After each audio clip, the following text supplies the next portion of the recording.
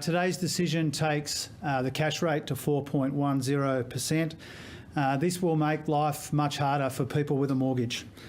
The Reserve Bank takes these decisions independently, and as you know, I do my best not to second guess them.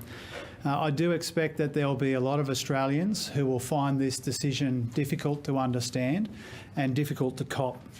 The Reserve Bank's job is to squash inflation without crunching the economy, and they will have lots of opportunities, of course, to explain and defend the decision that they've taken today. My job is different. I take responsibility for my part of managing the economy, and that's why the budget and our economic plan takes as its central focus, taking some of the edge off these cost of living pressures without adding to inflation. The budget was carefully calibrated to address pressure where it has been the most acute, whether it's out-of-pocket health costs, whether it is the increasing rents that we're seeing in our economy, or also persistently high energy prices as well. We've also gone out of our way to ensure that we've made the biggest improvements to the budget at a time when inflation is at its worst. At the same time as we've been dealing with the supply side issues in the economy, which have been neglected for too long, because dealing with those supply side issues will make our economy more productive and it will help it grow the right way out of all of this uncertainty.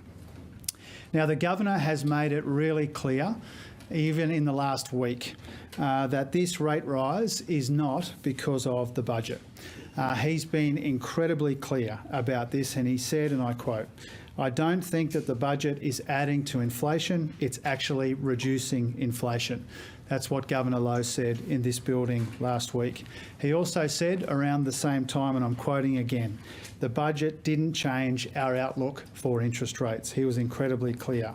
And whether it's the Reserve Bank or the Treasury Secretary or the Fair Work Commission, they've also made it clear that they don't see a wage price spiral in the economy. So this rate rise today is not because of the budget, and it's not because people on the minimum wage are being paid too much. And we should be really clear about that. This rate rise today is because inflation is more persistent in our economy than any of us would like, particularly in those areas that the budget has been carefully calibrated to address, whether it's rent, whether it's energy, whether it's out-of-pocket health costs.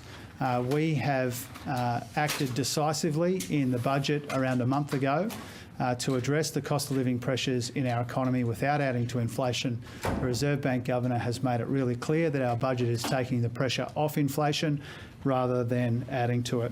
But this is a difficult day for Australians regardless. This is the key reason why fighting inflation is still the primary focus of the government, the primary focus of the budget, and the primary focus of our economic plan.